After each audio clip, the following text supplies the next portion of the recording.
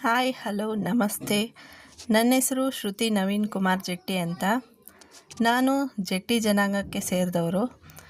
ಆದರೆ ಜೆಟ್ಟಿ ಅಂತ ಹೇಳಿದ್ರೆ ಯಾರಿಗೂ ಕೂಡ ಗೊತ್ತಿರಲಿಕ್ಕಿಲ್ಲ. ಜೆಟ್ಟಿ ಅಂತ ಕೇಳಿದ್ರೆ ಶೆಟ್ಟಿನಾ ಅಂತ ಕೇಳಿರೋದು ಉಂಟು. ಆವಾಗೆಲ್ಲ ಮನಸ್ಸಿಗೆ ತುಂಬ ಬೇಜಾರಾಗಿರೋದು ಉಂಟು.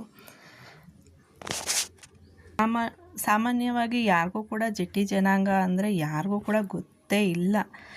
ಹಾಗಾಗಿ ನಾವು ಎಲ್ಲರಿಗೂ ನಮ್ಮ ಪರಿಚಯ ಮಾಡಿಕೊಡ್ಬೇಕಾದ್ರೆ ನಾವು ಹೇಳಬೇಕು, ಅರಮನೆ ನಗರಿ ಮೈಸೂರಿನಲ್ಲಿ ನಡೆಯೋ ವಜ್ರಮುಷ್ಟಿ ಕಾಳಗದಲ್ಲಿ ಭಾಗವಹಿಸೋ ಜನಾಂಗದವರು ನಾವು ಅಂತ ಹೇಳಿ ಗುರುತಿಸ್ಕೋಬೇಕಾಗಿದೆ.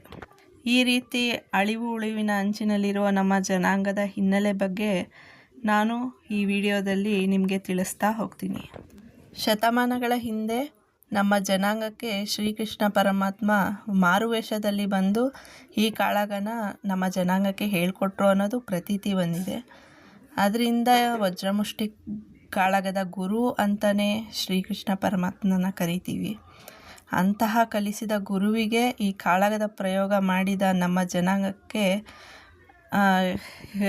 ಶ್ರೀಕೃಷ್ಣ ಪರಮಾತ್ಮ ಶಾಪವನ್ನಿತ್ತಂತೆ.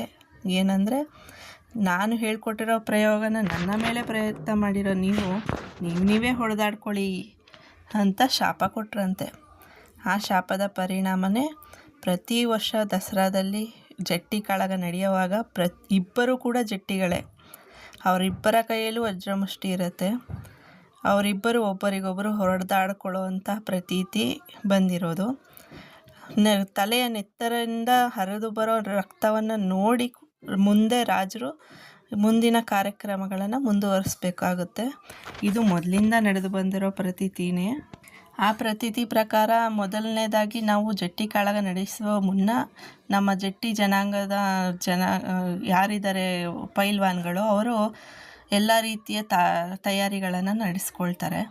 ಅದಾದ ನಂತರ ಇನ್ನೇನು ನಮಗೆ ದಸರಾ 3-4 ದಿನಗಳ ಹಿಂದೆಯೇ ಯಾರ್ಯಾರಿಗೆ ಅಂತ ಅವ್ರನ್ನ ಸೆಲೆಕ್ಟ್ ಮಾಡ್ತಾರೆ.